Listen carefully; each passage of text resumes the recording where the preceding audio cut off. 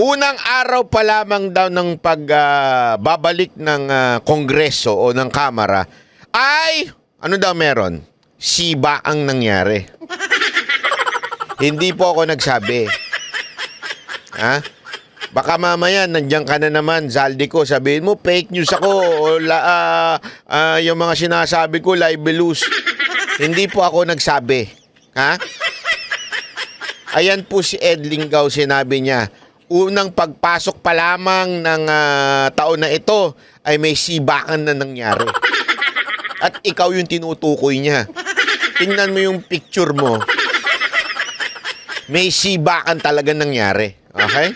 So, wag ka nang marami pang sinasabi dyan. O ito, pasok. Ang casualty, ang chairman ng House Committee on O, Appropriations. casualty, ikaw daw. Naku po. Ousted. O, ayan ha. Ang linaw. Ousted. Sinibak. Sinipa. Tinadyakan. Isinuka. Ousted as chairman, House Appropriation Committee. Ano ho ba yung House Appropriation Committee? Yan po yung sinasabi nga ni VP Sara Duterte. Dalawa lang ang may hawak ng budget ng Pilipinas. Walang iba kung hindi ang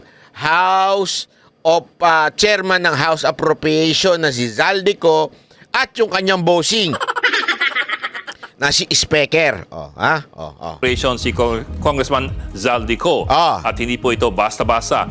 Ang komite sa appropriations na marahil ang isa sa pinakamahalaga at pinakamaimpluwensyang komite sa buong Kongreso. Malinaw yan ha, sinasabi, pinakamahalaga, pinakamakapangyarihang komite. Yan ang inaasam ng lahat. Bakit? Diyan sumisipsip ang lahat ng congressman.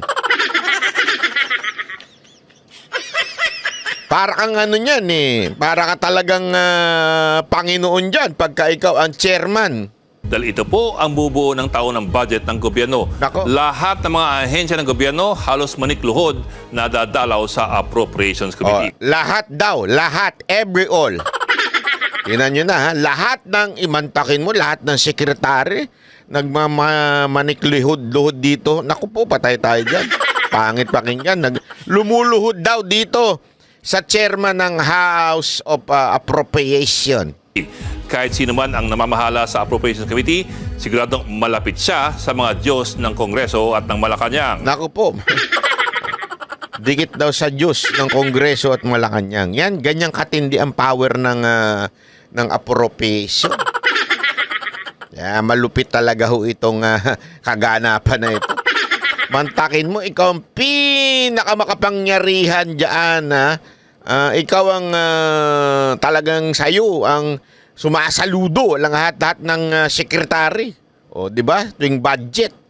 At sabihin natin, siya ang tunay na malapit sa kusina. Nakatunayan, nung nireklamo ni VP Sara Duterte ang budget ng kanyang ahensya, ang pininteriya ni VP Sara ay si Speaker Martin Romualdez at si Appropriations Committee Chairman Zaldico. Nako. Ang hirit ng bise, ang budget ng Pilipinas ay hawak lamang Nako po. at ni Speaker Romualdez. Naku po. Nakakaya. Anak ng weteng. Unti-unti na kayo naglalaglagan. Naku po. Kasi mamaya papaliwanag natin bakit tila laglagan ang naganap. Ha? Mukhang laglagan ang naganap. Panoorin pa natin. Pasok. At medyo kakaiba rin kasi ang kaso ni Ko. Sa nakaraang mga kongreso, ang Appropriations Committee ay binibigay lamang sa mga napaka-senior na congressman Opo? na malapit sa administrasyon. Nako! Si Ko ay nasa kanyang pangalawang termino pa lamang Nako! nang makuha ang Appropriations Committee chairmanship noong 2022. Aba, nako! Wala rin siyang distrito. Siya Aba! po'y kinatawan ng party list group na Aba! Ako Bicol. Isa po siyang negosyante mula sa Albay, pinuno ng SunWest Group of Companies na nasa construction, power generation. Aba! Nasaan daw? Anak ng wewe, oo. Siya daw ay CEO ng SunWest Group of Companies, Real Estate Construction. So, totoo pala ang bali-balita. Nasa construction ito. At real estate. Kaya't parang hindi pa ganon kalalim ang kanyang hugot sa Pero gayon pa man, sinasabi nga ni Ed Lingaw, ang chairman of appropriation ay napupunta sa mga veterano na. Ibig sabihin, mga matagal na congressman, mga matitindi ho talagang congressman, mga senior, ika nga. Yung mga matatanda, pwede dyan yung sila Zarate, yung mga ganun. Yung mga, pero syempre, laging opposition yun eh. Pwede rin si Abante, yung mga matatanda daw, at saka talaga seniors na pagdating sa posisyon, ika nga. Ibig sabihin, hindi lamang isang beses, dalawang beses, mga apat, yung mga talaga nabulok na dyan. Yan daw, doon daw binibigay yung chairman ng appropriation. Pero this time, ewan ko kung first time ito pero ibinigay sa isang party list representative. Di ba? Naku po.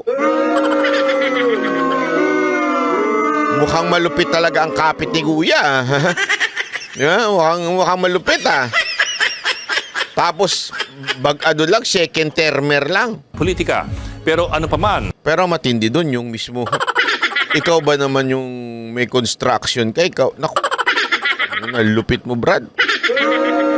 bakit parang biglaang napatalsik sa kulambo itong si Zaldico? Yan ang tanong ng lahat ng Pilipino. Bakit bigla-bigla? Biglaan nga ba? Pinag-usapan nga ba? O beke naman, alam mo, paandar lang. Hindi kasi kailangan natin malaman. Bakit biglaan ito? Sabay pa dyan sa Iglesia ni Cristo na is this part of conspiracy? Part of a script na sige na, okay na, huwag nyo nang ituloy ko ano man ang magaganap. Basta bibigay na namin ng ulo nito. Para naman masabing masatisfy. Tandaan ninyo kasi pagbalik-baliktarin mo ng istorya. Yeah. Pagbalik-baliktarin mo ng istorya na keso sinasabi ng Iglesia ni Cristo na sumusuporta sila sa Pangulong Marcos sa posisyon nito na walang impeachment na magaganap. Pero alam nyo, pag kayo inaan doon, nakikinig po ako dun sa mga spets po dun. Talagang nakikita natin yung mga tao dun. Ayaw nilang matanggal sa posisyon si VP Sara Duterte. If there is one clear message, ika nga, dyan sa INC rally, favor ito kay Vice President Sara Duterte. Yan po ay matinding paninindigan na ginawa ng INC. At tayo po ay nagpapasalamat doon. At ang mga kababayan natin nagpapasalamat sa kanilang suporta kay Vice President Sara Duterte. Kaya nga, ito hubang matinding nakalaban ni Vice President Sara Duterte na si Zaldico ay isa lang po ba siyang parang, alam mo yun, sacrificial lamb. Bibigay na namin ang ulo nito. Tatanggalin na namin sa posisyon ito. Basta bati-bati na tayo. May ganun kayang eksenang naganap? Hindi, sa tingin ninyo. Kasi parang ganun ang dating sa ibang tao na parang ano lang yan, kaya yan yan yung binigay ang ulo na yan, o kaya yan sinibak, para somehow, alam mo yun, panakipbutas doon sa bigger mistake o bigger fiasco na ginawa ng Kamara dito kay VP Sara Duterte. Tandaan ninyo, dinurog ng todo-todo si VP Sara Duterte at talaga nga namang para masatisfy yung mga kumampi kay VP Sara Duterte, halimbawa na ang INC, sige na, yung isa sa kalaban ni VP Sara Duterte, sibakin na lang namin. Ganun po ba? Ano sa tingin ninyo? I-comment nyo nga dyan. Sa unang araw ng sesyon kanina, may naghain ng mosyon na deklarang bakante ang posisyon ni Ko bilang Appropriations Committee Chairman. Ang pagdeklarang bakante ang isang posisyon ay katumbasan rin po ng pagsibak. Yun. Malinaw ito Ang pagdeklarang bakante ang isang posisyon, chairmanship, ay isa na ring pagsibak. Hindi po ako nagsabi niyan. Si Ed Lingaw po nagsabi niyan. Malinaw ulitin natin. Linawin natin. Po ng pagsibak sa isang opisyal. Ayan. Pagdeklarang bakante ang isain ng mosyon na deklarang bakante ang posisyon ni Ko bilang Appropriations Committee Chairman. Ang pagdeklarang bakante ang isang posisyon ay katumbasan rin po ng pagsibak sa isang opisyal.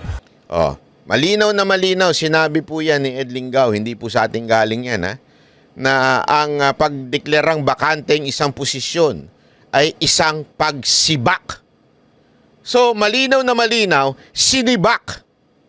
Hindi ho nag-resign, sinibak. Yun ho ang sinasabi ni Ed Lingao dito na ginawa walang iba kung hindi ang anak ng presidente. So ang tanong ng lahat dito, eto ba ay may utos mula sa presidente na sibakin si Zaldico? Yan o ang tanong. Si Marcos po ba ang nagpasibak kay Zaldico para maiwas niya yung kanyang pinsan? Yan kasi ang tanong dyan eh. Di ba ho? Kesa na madali pa itong pinsan ko, o kesa na mawala pang yung somehow yung bas-bas na anointing dito sa pinsan ko, sibain na lang natin etong kanyang kanang kamay o etong isa sa mga binanggit. Actually, dalawa lang naman sila. Si speaker lang naman at saka si Zaldico. Di ba? Ito kaya ang dahilan? At ang motion ay hindi galing sa kung sino-sino lamang, kundi sa mismong anak ng presidente na si Congressman Sandro Marcos. Nako. Ang tanong tuloy ng ilan, meron ba itong ibang ibig sabihin? Ako, sa tingin ko ito, opinion ko lang to sa tingin ko meron talaga. Merong ibig sabihin ito. Simple lang. Malamang sa malamang, malaking percentage, galing ho ito sa presidente. Yung pagsibak kay Zaldico. Ito, linawin na natin ho ito Wala na hong question dito kasi meron pa sinasabi na nag-resign daw at hindi sinibak. Hindi ho. Ang pagdeklarang bakante, sabi nga ni Ed Lingao, ay nagkakatumbas ng pagsibak. Malinaw po yun. Kaya nga sa title pa lang yan nung kanina, di ba? Ousted. Di ba? Tuloy. Isang oras matapos siyang masibak sa katungkulan, naglabas si Ko ng sariling pahayag. Ako po, biglang naglabas ng sariling pahayag. Gustong isalba yung sarili. Kusa raw siyang nagbitiw dahil sa ilang pressing health concern. Nakang bigla nagkasakit. Ayos ka din, Pag nagdemanda ka, talagang full energy ka. Pero ngayon, bigla kami sakit. Ang bira ka, oo. Naniniwala ba kayo? Ako, hindi ako naniniwala. Kalokohan. All of a sudden, bigla ka nagkasakit? Anak ng weteng naman yan. Huwag ka sanang matuluyan, Pero hindi magandang biro yan kung biro lang yan. Yung sabihin mo, hindi, may sakit ako. Hindi magandang biro yan, kapatid. Hindi maganda. Yun lang, kahit si Congressman Benny Abante, ang co-chairperson ni Ko sa Appropriations Committee, ay nagulat sa kanyang pagkakatanggal at mukhang nagulat din sa kanya umunong pressing health concern. Ang ganda na sinabi dito. Ebidensya to. Ano sabi? Kahit si Abante na co-chairperson, ibig sabihin ka-team ika nga ni Zaldico. Co-chairperson, ibig sabihin kasama mong chairperson ka. No, di ba? Nagulat sa pagsibak at nagulat saan? Na may sakit. Hindi ho alam mo yun, masyado na hong ako, para sa akin isang matinding kasinungalingan kung sasabihin talaga nating nag-resign. Matinding kasinungalingan, sa tingin ko lang Bakit to, Kanyo? Ayan na mismo yung kasamahan niya, hindi nga alam nasisibakin siya at bigla-biglaan at the same time hindi alam na may sakit siya. Ibig sabihin, the decision happened to be from the top. Parang ika nga beyond pay grade ni Abante ito. O wala sa kanyang level, ika nga. The decision galing sa kataas-taasan. Kasi nagulat di ba? Nagulat yung kasamahan mo. Wala sa mga congressman. nanggaling mismo, at sabi nga nila, napaka-obvious naman, kanino ba galing? Mismong sa anak ng presidente. Oh. So, dalawa na kagad ang na-prove dito. Number 1, talagang sinibak. Number 2, galing sa taas ang desisyon. Hindi natin alam kung galing ba kay presidente or galing kay Speaker Romualdez. But definitely, anak ko eh. So, ibig sabihin po, doon mismo sa presidente nang galing yung pagsibak, di ba? Ito pa ang isang paramdam. Ang sabi ni Ko sa kanyang pahayag na he serves lamang at the pleasure of the majority. So mukhang hindi na ito pleasure ng majority o ng liderato. So ibig sabihin, hindi na daw pleasure ng liberato ng Kamara. Walang iba kung hindi si Speaker. Kung si Speaker man na nag-decide niyan, may nagutos sa kanya. Dalawa lang yan. Kaya nga sabi ko sa inyo, dalawa lang yan. Hindi na yan desisyon ng mga nasa baba o desisyon ng kusino man, pero desisyon talaga either si Speaker o di kaya ang presidente. Diba? Ganun lang kasimple. Ito si Zaldico, pilit pang sinasalba yung sarili. May napakinggan nga ako kanina eh. Sabi nung isa, alam mo, sa totoo lang, personality naman talaga ng Pangulo yan eh. Yung, alam mo yon, yung ganyan, na kahit kaalyado, ay pagka merong ibang dahilan, di natin alam whether it is good or it is bad. It is not for me to say. Kasi di pa natin alam yung mga pangyayari. Pero gayon pa man, simpleng-simple. Sabi nga nung napakinggan ko, ano yan, talagang ugali ng presidente na kahit sino ka pa, pagka hindi ka na nagsiserve, o ilalaglag ka talaga. Ganon. Whether it is good or bad, we do not know. Ito nga yung sinasabi ko dito eh. Kung sacrificial lang ikaw, Zaldico, ikaw lang nakakaalam niyan. But if I were you, I will not be you. Gago! Hindi, if I were you, nilaglag ka na. Ginawa kang sacrificial lang.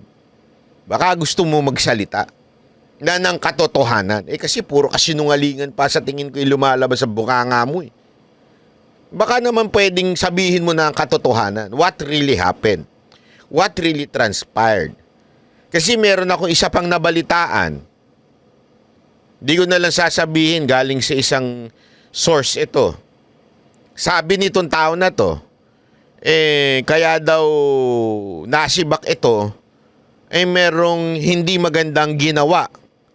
To the point na parang yung iba na dehado.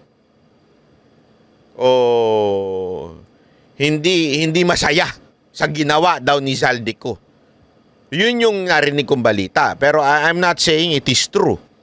Okay? Kasi sinasabi niya doon na parang nagkaroon ng lokohan. Sabihin sa kanila, yung may mga usapan sila diyan. Nagkaroon sila ng, alam mo yun, syempre, di natin alam kung yan ba ay nagkadinggoyan dyan sa loob, di natin alam. Basta, sa madaling salita, nagkatalo-talo daw. Yun yung term. Nagkatalo-talo daw sila. Sabi nga, alam mo, ito lang, masasabi ko sa iyo, Zaldico, huwag kasi masyado. Gago! Ano lang, huwag masyado. Sakto lang. Kaya tuloy nagkakaganyan kayo. Mantakin mo ha. I don't know. I don't know if that is true. Basta ako narinig ko lang po yan. Kung totoo yan, kayo na lang makakapagsabi niyan. Basta ang sinasabi lamang po natin dito mga kababayan, malalim ito. Kung sacrificial lang ka, magsalita ka. Pero kung hindi ka nagsalita, iisipan ka ngayon ng taong bayan na meron niya nangyaring talo-talo diyan sa loob. Bakit ka nasibak? Di ba? Unless papayag ka na ang dating kaya ka nasibak ay dahil may ginawa kang hindi maganda. Kasi ganun lang naman po yan eh. Bakit ka sisibakin sa isang bagay na maganda ginagawa mo? Tama, mali. Kaya ka sisibakin sa isang bagay dahil meron kang ginawang hindi maganda. Ganun lang kasimple yun. Dito, paulit-ulit na sinasabi ni Ed Lingao, hindi po ako, si Ed Lingao, yung pag-declare ng vacancy, it only means that you are ousted. That you are, ayan o, nasaan pa, sinulat pa nga niya dyan di ba?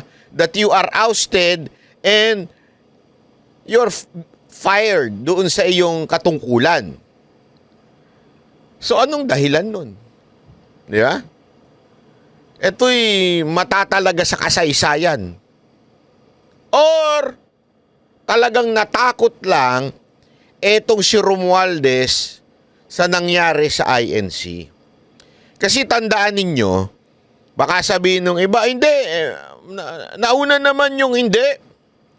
Umaga pa lang, gabi pa lang, punong-puno na ng tao ang grandstand. Ibig sabihin, alam na ho ng, siyempre, nag-o-observe po dyan yung mga congressman. Alam na po nila na dadagsain talaga ng todo-todo yan. So that, para medyo humupa-hupa, ika nga, yung alam mo yun, yung apoy, kailangan may gawin ang kamera. Kasi pag bali-baliktarin po natin, kahit paulit-ulit pang sabihin ng spokesperson ng INC na we are here for peace, we are here to support the statement of the President not to impeach VP Sara Duterte, the mere fact na pinagsalita nila si Marcoleta na walang ibang mensahe si Marcoleta kung hindi ang kapalpakan ng mga congressman, kung hindi ang mga kawalangyaan na ginagawa ng congressman, kung hindi ang matinding katarantaduha ng Kamara, ayun lamang po ay simpleng statement ng INC that INC is no longer happy with what is Romualdez is doing.